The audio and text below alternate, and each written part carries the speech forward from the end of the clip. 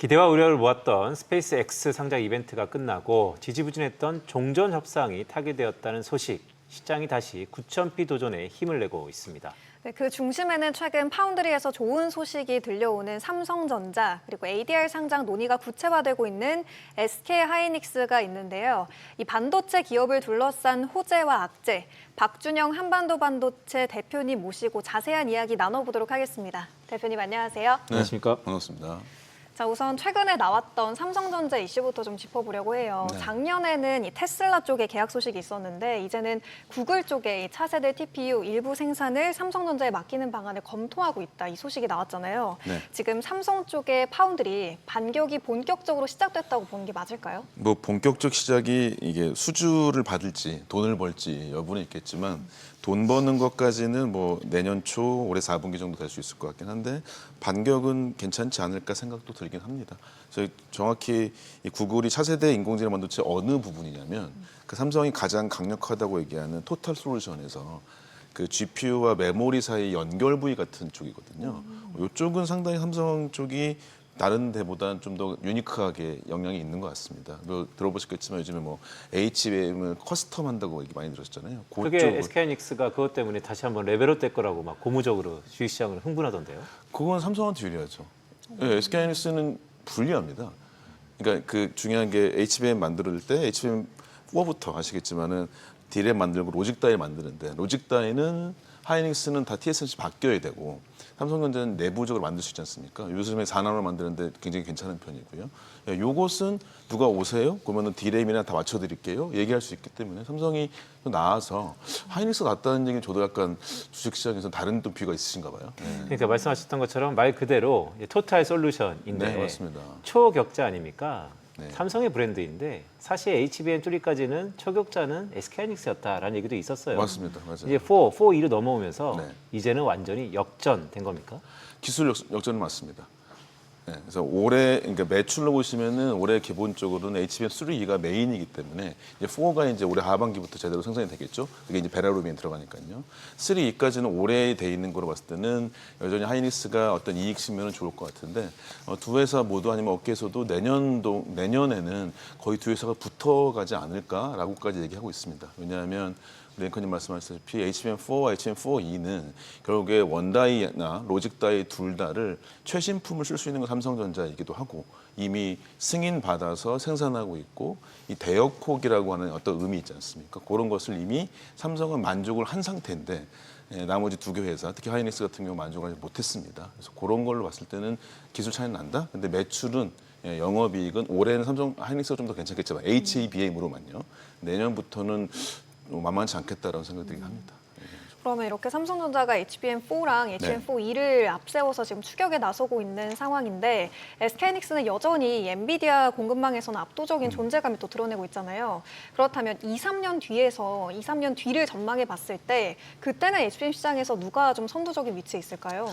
굉장히 어려운 말씀이긴 한데 일단은 뭐 업계에서는 내년도가 어쨌든 간에 결정적인 시기가 될 수 있을 것 같다고 하는 건 공통적인 것 같습니다. 그래서 뭐 2년 전이든 1년 전이든 간에 계속적으로 HBM4에 대해서 내년도는 그 두 회사가 한 40대 40 되지 않을까. 기억하시겠지만 작년 말이나 올해 초까지는 6대 2대 2 정도 됐거든요. 그래서 그 정도가 된다면은 어느 정도 붙어가지 않을까? 더 간다면 삼성전자가 뭐 우리 뭐 내부자들끼리까지 말씀드리면은 네. 이 로직 파운드리 뭐 패키지 다 같이 성과금 받고 뭐 이래야 되는 것도 있는데 네. 그런 건 좀 더 투자자분들도 안 좋아하시니까 그거만 또 괜찮다면은 기회는 훨씬 더 많겠다라는 생각이 들긴 하고 근데 외려 그래서 SK하이닉스가 성과금 측면이나 처우 측면을 활용해가지고 그런 로직칩 만드는 사람들 막 요새 뽑고 있어요 실제로 네, 그런 것들이 이제 뭐 두 회사가 있으니 참 다행입니다. 어쨌든 간에 그거는 좀 일단은 내년 2, 3년 뒤에 현재 상태에서는 삼성이 좀 더 유리한 건 맞는 것 같습니다. 그 복귀해 보면 SK하이닉스가 네. 그 성과급 조정 작년에 할 때 네. 영업이익의 10%를 10년간 그냥 고정하기로 했었죠. 그렇죠, 맞습니다. 그러니까 이게 참 신의 한 수였다는 생각도 신의 드는데. 한수인데 뭐 투자자분께서는 어쨌든 좀 좋진 않죠. 그렇죠. 그렇습니다. 그 네. ADR 상장 얘기 좀 해볼까요? 자, 증권가가 좀 뜨겁습니다. ADR 상장하면 그냥 거두절미하고 좋은 겁니까? 한 장기적으로 좋을 것 같습니다. 단기적으로는 변화가 많이 있을 것 같아요. 그냥 가장 크게는 이거지 않습니까? 아니 가장 큰 틀에서는 전 장기적으로 좋다는 이유는 우리나라 두 회사가 메모리로 엄청난 이익을 벗고 있고요. 특히 뭐 차세대 GPU 같은 경우에는 메모리 가격이 기존 모델은 10%밖에 안 되는 전체 원가에 지금 30%에 이을 정도로 늘어났거든요. 근데 그러면은 저는 생각에 펜리스 회사나 미국 회사들이 가만히 있을까 생각해요. 네, 그러면 투자자들한테도 이 회사가 ADR 상장해서 커지면 우리한테도 도움이 되는구나라고 하는 건 좀 알게 하면 되게 좋을 것 같고 네. 좀 디테일하게 말씀을 드리면은 일단은 기본적으로 유동성 측면 좋아질 수 있을 것이고 당연히 ETF 같은 큰 자금들이 올 수 있을 것 같고 그건 플러스인데 마이너스는 결국에는 외국 투자자들이 한국에 돈 안 넣고 외국에 낼 수도 있겠죠.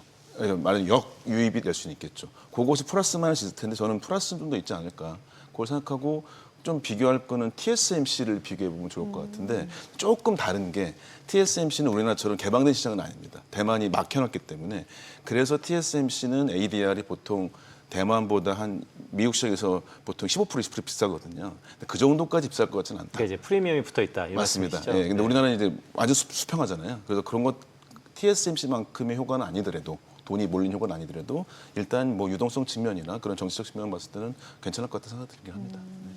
최근에 또 일론 머스크가 ASML 기술 컨퍼런스에 등장해서 테라팹에 대한 이 구상을 내놓기도 했잖아요. 여기서 지금 테라팹의 EUV, 이 노광 장비 확보를 위한 포석이 아니냐 이런 전망이 제기되고 있는데 이 부분이 국내 반도체주에는 좀 어떤 영향을 줄까요? 저는 크게 보진 않습니다. 그러니까 이제 투자금으로 보시면은 뭐 되게 거대한 투자 같지만 올해 삼성전자 하이닉스가 아마도 100조 이상 투자할 겁니다. 그 팹을 짓는데요. 네. 근데 지금 일론 머스크가 지금 예상하고 있기로는 82조 원을 5년인가 짓는다고 하고 있어요. 그럼 그렇게 아주 와닿지는 않습니다. 팹 한두 개 정도 지을 것 같거든요. 그렇다고 친다면 EUV 장비는 물론 순서를 기다려야긴 하겠지만 일론 머스크의 마음대로 그렇게까지 막 항상 꿈꾸던 엔지니어의 마음대로 반도체가 쉬울지는 잘 모르겠고 일단은 그런 거에 대한 우선순위 같은 경우에는 물론 미국이 앞설 수 있습니다. 왜냐하면 이제 AS에 연결되어진 뭐 사이머라는 광원 회사가 있고 이것들이 미국에 펀딩이 많이 돼 있긴 한데 그것에 조정은 있겠지만 일단 ASM에는 줄은 서야 될 것 같아요. 그래서 그거는 그렇게 큰 차이는 없다고 생각합니다. 저는. 그러니까요.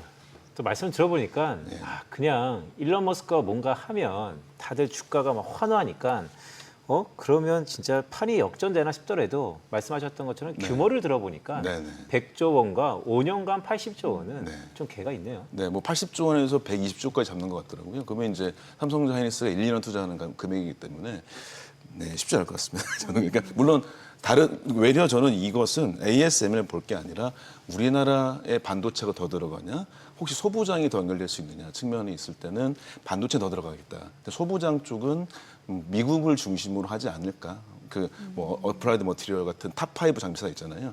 그러니까 일론 머스크가 자기가 장비를 만들 수는 없습니다. 네. 결국에는 원패스로 갈 수 있는 노광 장비 빼고 나머지 다 할 수 있는 어플라이드 머티리얼이나 램 같은 회사들이 유리할 수 있겠다 생각이 들긴 합니다. 이 테슬라 아니면 스페이스X 이 밸류 체인에도 한국의 코스닥 소부장은 또 없네요. 그게 좀 아쉽습니다. 저도. 좀 다른 주제로 넘어가 볼까요? 최근에 또 SK 최태원 회장이 이런 얘기를 했잖아요. 일본 반도체 업계와의 협력 필요성을 강조하기도 했는데 그러면 이렇게 한일 협력이 반도체 업계에서 이루어지게 된다면 국내 반도체 업체들에게 새로운 어떤 성장 동력이 될 수 있을까요? 부정적이죠.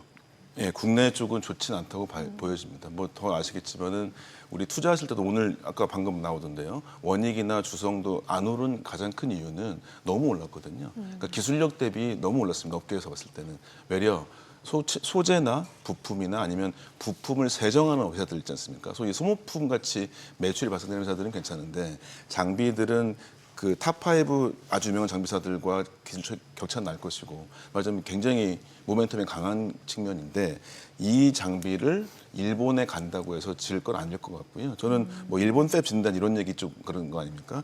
이쪽은 제가 봤을 때는 그러니까 일본의 소재 장비를 쓴다는 게 첫 번째일 것 같고 두 번째 최태원 회장 같은 경우는 TSMC의 구마모토 공장하고 연결할 수 있을 것 같습니다.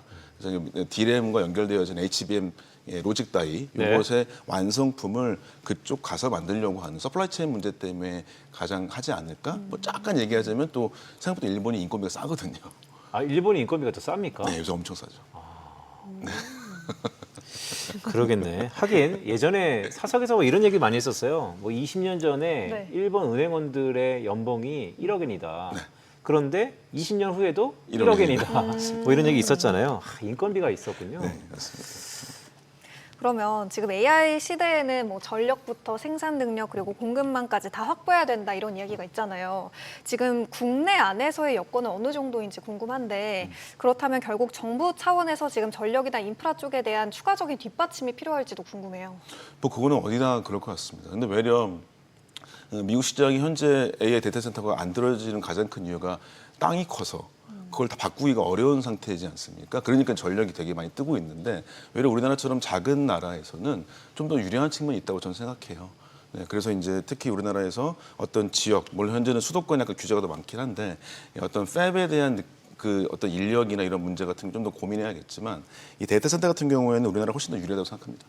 네, 좁은 땅덩이긴 한데 일단 어쨌든 간에 여러 가지 신재생 에너지나 원자력 같은 것들이 좀 더 균형만 있게 된다면은 이 좁은 땅덩어리에 나머지 비용이 덜 들거든요. 혹시 친구분 중에 미국 사시는 분이 있는데 미국에서 생각보다 정말 많이 됩니다. 왜냐하면 로키 산맥에서 나무가 무너져가지고 막 이래요. 생각보다 이 땅덩어리 넓은 게 이 인프라 비용에 상당한 격차가 있고 우리나라처럼 확 바뀌거나 이러지 않고 옛날 지역은 정말 옛날 걸 쓰고 있거든요. 이 변화폭은 미국이 더 어렵다. 아하. 네, 그래서 우리나라가 좀 더 전 유리하다고 생각하는데 당연히 정부에서는 많이 도와주시는 게 필요할 것 같습니다. 아, 이 얘기도 한번 해볼까요? 사실 SK하이닉스는 엔비디아 밸류체인 아닙니까? 그렇죠. 그런데 젠슨 왕은 깐부 치킨을 뭐 2번씩이나 하면서 한국에 짓겠다라고 열을 올리는데 네. 가장 깐부인 SK하이닉스 특히 최태원 회장은 왜 일본에다 짓는다는 겁니까? 그러니까 저는 그 이유도 결국에는 이 일본 시장의 데이터 센터, 이 갈라파고스 같은 일본 시장을 열고 싶다는 의미가 되게 강할 것 같은 생각이 좀 들긴 해요. 그다음에 SK도 그룹사로 보시면은 삼성만큼은 아니지만은 다 가지고 있거든요. 에코플랜트, SK 뭐 수제도 있기도 하고요. 있는 편이기 때문에 본인만의 무언가 전체적인 건설부터 다 다른 거 하고 싶어 할 것 같긴 합니다.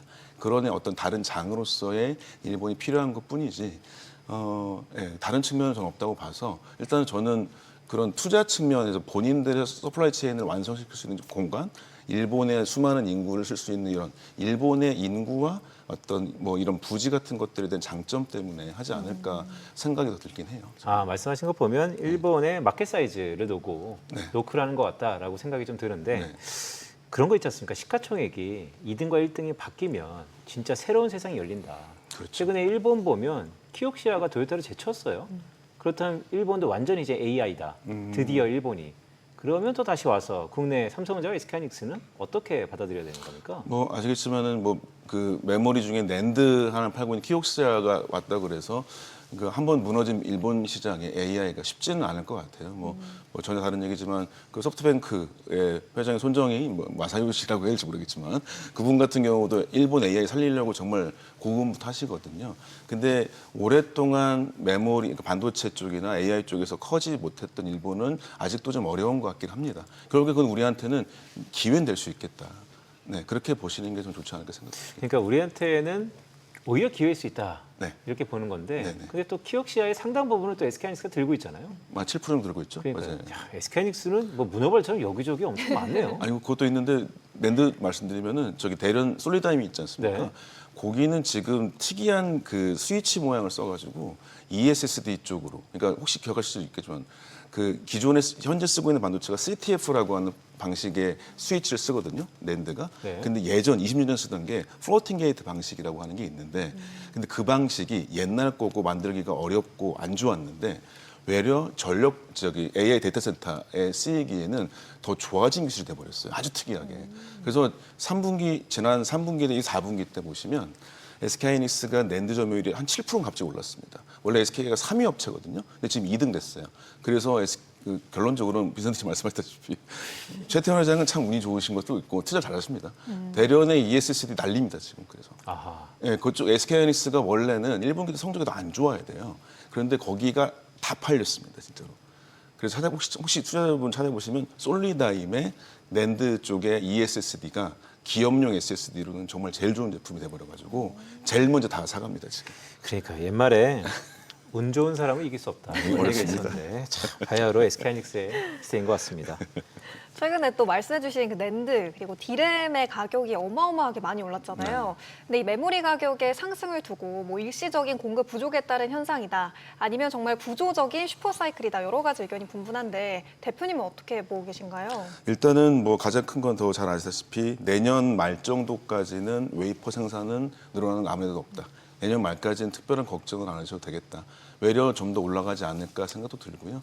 뭐 많이 나오는 LTA 같은 경우에는 굳이 나눠보시면은 HBM은 LTA는 불리하다.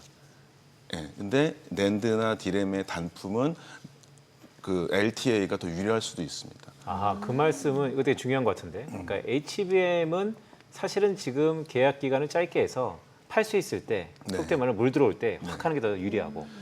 그것도 있습니다. 근데 이제 이게 수주에서 쓸 때 가격 측면에 유동성이 덜하다고 봐야 될 것 같아요. 왜냐하면 그게 맞춤형이기 때문에 그런 거죠. 아하. 네, 맞춤형이기 때문에 어쨌든 얘가 비싸지더라도 많이 못 올리는데 범용 디램은 가만히 있으면 다 돈을 준다는 거죠.